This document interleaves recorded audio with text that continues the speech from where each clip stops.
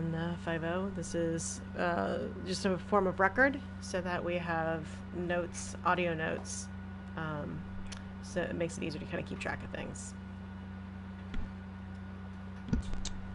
All right, so first of all, I wanted to welcome you guys out of character into our little world here. And the meeting is going to be basically, we're bringing you in to discuss whatever you would like to discuss. I know there's I haven't been kept up. I run mostly the media side of our group and the content creation from film standpoint and social media. So I'll be able to answer any questions that you guys might have on that.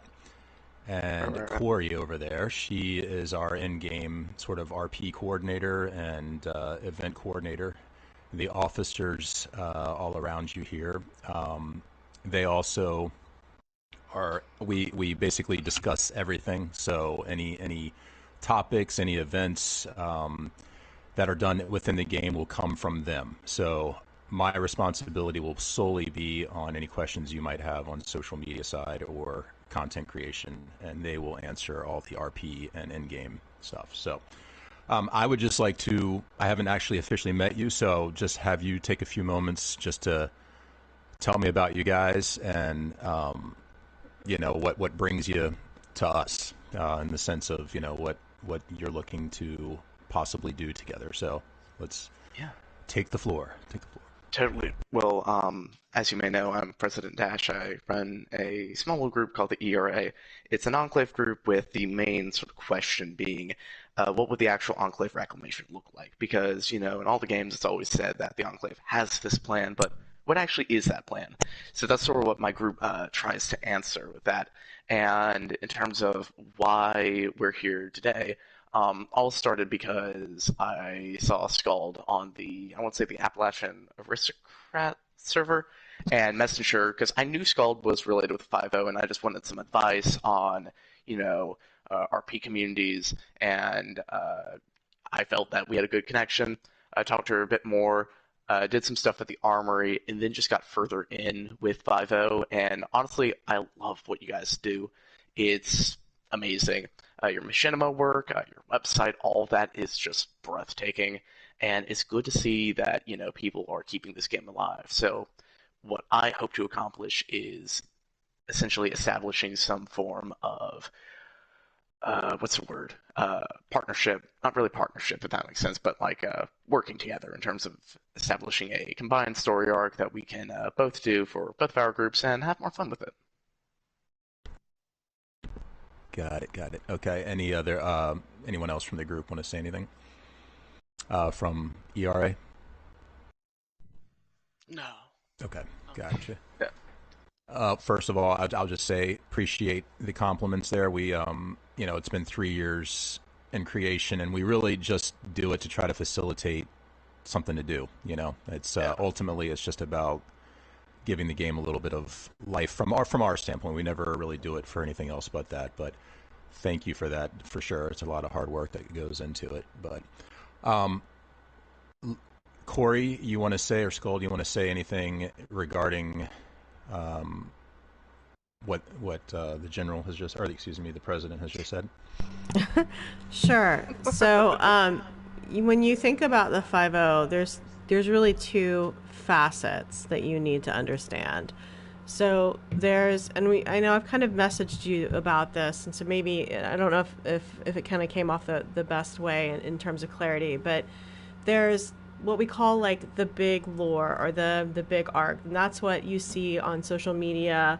That's what drives our narrative. Like we have one giant large narrative, and that's what you see our machinima based on. That's what you see us when we do machinima lore or propaganda pieces on social media. That's all connected to what the fuck is propaganda? Exactly. Exactly. We don't make propaganda. We make you the know truth. what that is, and that is the story of the 5.0. And in terms of the story of the 5.0, the social media side, so that's one side. The other side of the 5.0 is what you see on like a day-to-day basis in the game. And what you see on a day-to-day basis in the game is not necessarily in line or completely connected to what you see in the machinima or the larger lore that drives the large narrative. So a lot of us have like small personal like arcs or stories that we tell, right? That don't really have any large influence on the massive narrative that is the 5-0, kind of the churning entity that is 5-0. But they still happen, they still play it out, they still, shape and change characters and turn them into whatever they're going to become, right? So, so we have these two levels of existence. In terms of the lore of the machinima, that large lore, a lot of that it's pretty much already set with all the groups that we've partnered with. It's already been mapped out since well, I don't know. I mean, it's in stages. We've mapped it out with our partner factions that have agreed to come into our narrative to play these particular roles. Like the Order of the Lamp has agreed to play the Order of the Lamp in our narrative, and the Enclave Armed Forces has agreed to play the Enclave Armed Forces as the Enclave in our narrative. Same thing with the Free States and Vulture, so on and so forth. The Brotherhood of Steel, their CAC. So that's like the large piece.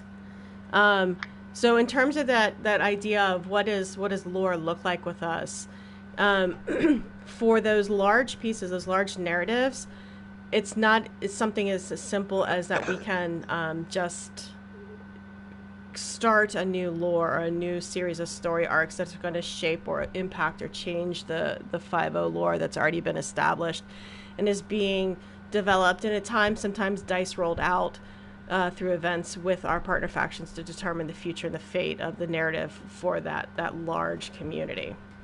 If I can just interrupt for a second. Absolutely. Let me ask you, Mr. President, are you looking for more general engagements, or are you looking to become part of the larger story narrative? And I do have to preface ahead of time, we're real protective of our community, meaning the 5-0 community's story. And so typically, because we have 3 years of lore that we've been pushing forward with our members and the partner factions, when this story, The Trial of the Warlord, ends, that is our overall story. All right, the Vulture, yeah. So when that ends, the relationships with those partners technically end. If they choose to carry their lore beyond that, that's their choice. But we are all operating as separate entities, so our lore will continue on. So the difficulty that becomes when combining two separate groups' lore together is that somebody has to sort of give, if that makes sense. So in other words, you may already have a story in line based upon your version of the Enclave. Our story is based upon the partner version of the Enclave that we have currently. I think you're familiar. I won't name any names. But, yeah. Let's share a whiskey to that. All right. Okay, so... Cheers. Second, I lost my mic. Sorry about that. Pop my mic. So basically what I'm getting at is if you were to come on board with us in that fashion where you want to develop lore with us, that would require probably an augmentation of what you want to do, because pretty much what I'm saying is anybody that comes to do lore with us, we're kind of selfish, so we want you to be part of us, but it doesn't need to affect your lore, but we want to tell our story, if that makes sense. Of course, I understand. Yeah, and I get that. An example of that would be, I guess, well, specifically with us, we have something where all of our members have Psyker nullifiers implanted, and this partially because I'm not a big personal fan of all of this Psyker stuff. So, there's definitely incidents where we wouldn't force something upon you guys if you guys really didn't want it. Like, if you had a base that you guys really didn't want to lose, we wouldn't, purposely go and get it. So I would definitely love to be a part of that larger narrative, and I do understand that you people are very protective of it, and that makes sense. It's your baby. You've had it for 3 years. So we do have to sort of start with those small steps. So yeah, I mean, I can say, after this amount of time with the partners that we currently work with, we're pretty much under the opinion it doesn't work long term. And this is one of the reasons why when this story comes to an end, we're going to sort of be isolationist in the sense of developing these large, grandiose stories. Now, That being said, it doesn't mean that we are not open to engagements. Like Of course. I think of it as DLC. Like all of a Yeah. sudden this new Enclave group pops up. See, we have to be able to rationalize where you came from in our lore. That's what it boils down to. Yes. So as we, Which we yeah. do have something that I'm pretty certain would work. Essentially, the short story is the majority of us came from 76 and moved to a offsite base, not the White Springs bunker. It's basically my camp. So it's not really anything where I don't think it would break anything pre-established. We do have some stuff that we've established as in terms of footholds, but nothing Mm-hmm. I wouldn't be willing to say that we can just sort of quickly restart them. Right. We are working with the RCAC on planning a fun little engagement series with them, Yeah. and yeah, I think that's awesome. Yeah, I think the two of you definitely. guys, especially, yeah. Oh yeah, Talking to Irvine a little bit, it oh yeah, sounds definitely. like that's going to be pretty cool. Oh yeah, Yeah, I mean, no one knows right now what's going to happen in our story narrative. So the version of you that you see right now is not going to be what happens at the end of this final film, and that film is going to dictate the lore of our group. So there may not even be a 5-0 responder group at the end of it, if that makes sense. right. Yeah, So I don't want to drop any, what's going to happen, but gotcha, gotcha. if we were to engage with you, it would be after that story takes place. Like, Of does that, course. so Yeah, yeah, of course. anything Which I short understand. term, yeah, before that, now, Yes. Lucy can discuss it more in depth, but in game RP where that's organic and, you come over to the armory and you Armory. Yeah. guys, yeah, stuff like that, completely wide open at this point. Not saying it's closed for other future stuff, but, to just even kind of give you an understanding of where we are, we probably won't move in any direction with anybody until at least March or early April, Right, right. until our story comes to an end with that direction there. So I will shut up and let everybody else talk. Go ahead. No, I mean, I think you covered pretty much what I was going to say. That the in game really right now is really the prime area to kind of start with engagements, or like one-offs, what I call one-offs, where you have like a singular event and you just kind of say, hey, we're running this event. Do you guys want to be a part of it? Take place in it, do it, or like something like that, because it facilitates getting to know people. It facilitates RP, which frankly, we all love. I mean, that's why we're here, is because we enjoy that kind of aspect and nerding out a little bit about those things. But right now, for like those big long term things, we just the bandwidth just isn't there right now because of all the things. I get that. Think of it as sort of I'm putting in a reservation, if you will. But I definitely get that with that stage of just needing a bit of time. We do have a arc that we wouldn't mind some extra help with, if you catch my drift. Currently, it's essentially working on rebuilding the Charleston area. And there are certain areas where I could definitely see some 5-0 influence if you gentlemen would be willing to play a part in that, be it as sort of that overarching part or as a more individual level. Either way, it could be loads of fun. Yeah, I would say, Isn't the fob in Charleston though? I mean, Yeah, our fob isn't, and Corey operates out of AVR, so it's at times. Yeah, Um, right. Yeah, so Pri brings up a really good point. That's kind of that sometimes is the issue. Like if you're trying to combine lore, it becomes really sticky, and this has been the problem that we've encountered a couple times in the past, and it is what it is. And so if it's a one-off event where you're playing a role to assist, but understanding that there's never commitment to lore. Like um, just because we have had an encounter, we set up this arc and played out a series of events with the Order of the Lamp, it doesn't necessarily mean that at the end of the day, because we invited them, they did not have to, at the end, in their own developed lore afterwards, continue to actually say these things happened, if that makes any sense. Of course, of course. And I wouldn't ask that same thing for that reason. Simply put, I also would expect similar treatment, but I'm sure you would comply. right. Yeah, so basically, when That kind of thing. when we do something small like that. It would probably be more like responders. We're the responders. So we would play that role for you guys, if that makes sense, but we wouldn't be the 5-0 new responders in your lore. So anything that is displayed or talked about is just responders. You couldn't say that you were dealing with the 5-0 new responders. Does that make sense? That kind of Yeah, of ties course. back to Which that makes total sense. protective aspect of trying for to everybody involved. for everybody. Because then Yeah, you're not you're not pigeonholed tied. with Yeah, us you're saying, not hey, tied or pigeonholed. Yep. Right. The only thing you don't get in that situation would be main characters that we use in our main. So like the commander character would not be in that lore. So you know what I'm saying. So we would send officers, basically supply bodies. Grunts. Yeah, NPCs. yes, supply bodies for the RP and for the fun. And Right. I think that's important when wanting to work together long term. If we ever did want to develop stories together, it's important that we have that that beginning stages to get to know each other and what each player is capable of and what stories might unfold with that. So how many members do you have, or RPers would you say you have currently? Currently, this is going to sound weird. So hold on. Let me pull it up. We have like around 90 to 100 people, but I'd say out of those, I'd say a good 20-ish.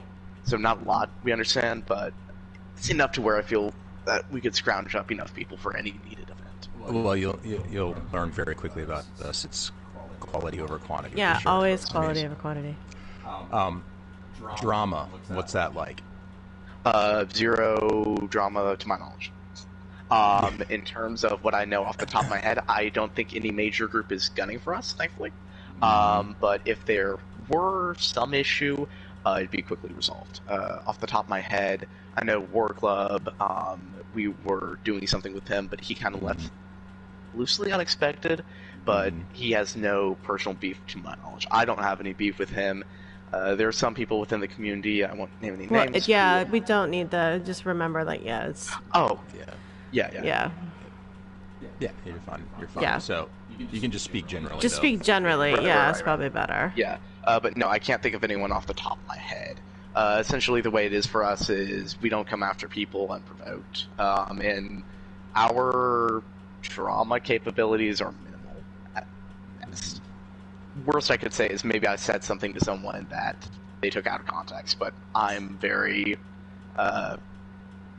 conservative with my word choice. Right. And can you give me an example of your current story arc that is not combined at this point? Like, what have you guys been working on up to this point? Right. So currently, we are working on essentially reestablishing how the main base works. With the communications key quest line, essentially that's just restoring connection with the communications wing of our base, getting the Kovac up and running, as well as getting that to work with Modus. We do have a couple of groups that we're kind of working with, so I don't know if that would fall under, but I'm fairly confident to say that we can just use that as within our grand lore or minute lore. Either way it works. With Watoga, we lightly colonized it. We do have some fobs in the Ash Heap. White Springs, we do have some areas there. Other than that, there are a couple, individual squads. There's one called Operation Vanguard, light group, where they, out of character, they are their own thing, but in character, they work for us, if that makes sense. Yeah. Other than that, I can't really think of anything. With Charleston, it's more or less getting it up and running.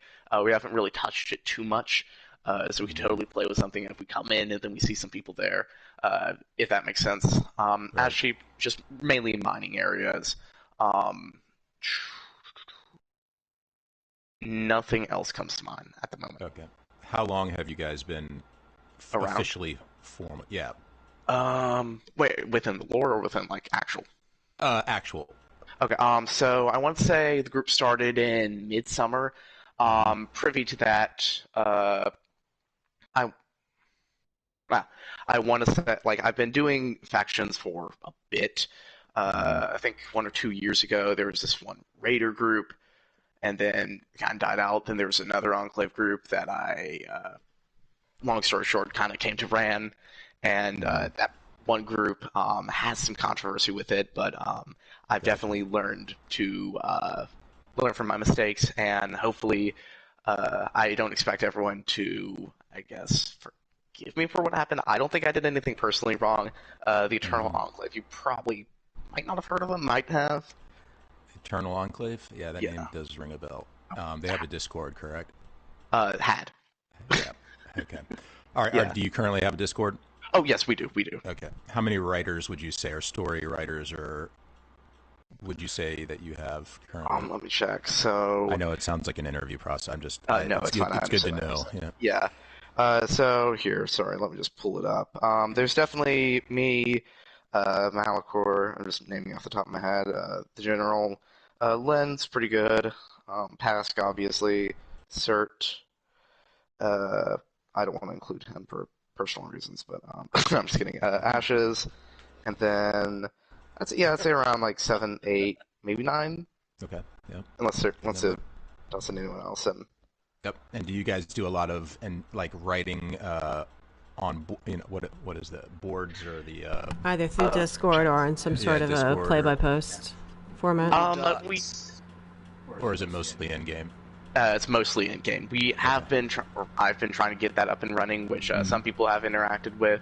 Right. It's getting a little finicky with just how the server works itself, but we have been getting that up and running. But we do prefer doing it in game. Gotcha. I'm personally not opposed to it, but I can't personally say that a lot of people would be up and running. Yeah, it's completely. Yeah. Now, if it's like writing a document for an in-character thing, I could be wrong, but Mal, did I? Not Mal, Mom Modus. Did I send you the manifest document? Yes, you did. Okay, yeah, like stuff like that. We're perfectly comfortable writing that, but we're fine doing. I'm fine doing that, but I can't speak for everyone on that. Sir, if you have any words. No. Okay. All right. Any of the officers want to speak anything? Okay, I would just say, looking at lore and what we would be doing in the big storylines, it's a lot more satisfying to engage in small interactions than it is to enter into the larger story, because it takes a really long time to tell that story. And if you've got a handful of characters that you want to develop and you have stories you want to tell, you're going to get a lot more satisfaction in engaging in short RPs, short arcs, that sort of thing, rather than doing the big stories. I do a lot of storytelling, and I can say that while I will base things off of things I see in the big story, I engage almost 100% in small stories and small storytelling. So me personally, I would recommend going that route and engaging in quick encounters that everybody can take away something from those quick encounters to develop their own lore. I interact in a lot of different groups, and I see how a lot of different groups work. And most of the time, pretty much all the time, lore doesn't overlap. I mean, we all have the big playground that is Fallout 76. So we all have this basic lore, but then we all tell our own stories within it.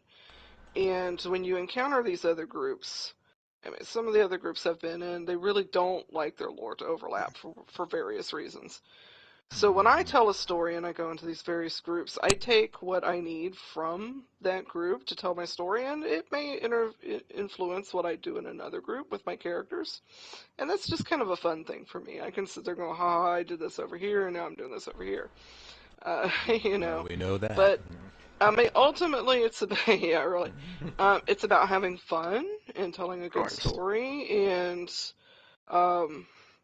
getting together with everybody who is part of your RP family and telling this fun story. And I think that's ultimately the goal. Yeah. So I think looking at RP and interactions and things, quick encounters, small stories. Character development things, arcs that you can build on, further stories is all great stuff. Triple whiskies that's are my good too. opinion. Yep. You know, Yeah, triple whiskeys are always good. Triple whiskey is fun. The best way. It is, and I think most of the things that you do They know between triple different whiskey, groups right? Everybody knows tend to be whiskey. triple whiskey to whatever group. You know, Yeah. you don't course. necessarily have to take that in as your own lore, but it's fine. I mean, you just pick and choose. Every person picks and chooses what they. Are you want to do. familiar with that term, triple whiskey? Have you heard that before? No, I can't say I have. I won't say it's a type of alcohol. It is. It is a type of alcohol. Knew it. Basically, it's an encounter where for the one-off, for the night that you do it, it's just whatever happened, but it has absolutely no bearing. It's like a dream. It's like a dream Right. sequence. Yeah. It's like whatever just happened, it was a lot of fun, or it was very tragic, or whatever it was. Right. But at the end of the day, it has absolutely no bearing on things. We have something similar within our It's like group. an It's called alternate universe. Yeah. it's called Wild Wasteland Wednesdays, but it's mainly just Wild Wasteland events. Some examples were there is a fake political candidate called Reginald Revenue Moneybags, and he is a socialist and animal rights activist. So the events typically consist of trying to foil his plans by collecting evidence to defame him. Like there's one example where they lured rad scorpions over to him and got photos of him attacking the rad scorpions and used that to defame him. That's Yeah. good. I like that. That's funny. Typical government. Yep. course, Absolutely. of course. Defamity. Yep. There we go. Well, no, he was committing animal cruelty, and we were documenting That's right. it. I'm sure there was redacted information all over the place. He is now in a white room lobotomized. Yeah.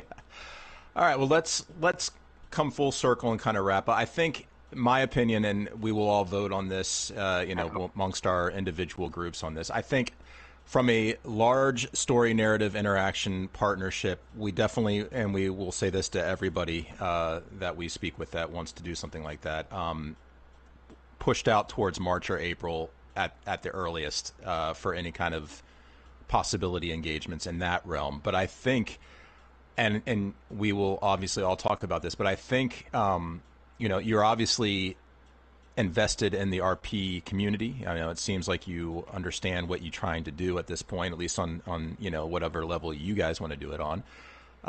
I think it would be cool to investigate this Charleston thing that you had talked about. Of course. And we maybe go in and do it just as responders initially, so there will be no just because we have to, again, I know it's completely nerd-tastic, but it's hard RP, meaning that if we go in as the 5.0 responders, then whatever we do with you guys has to become part of our lore.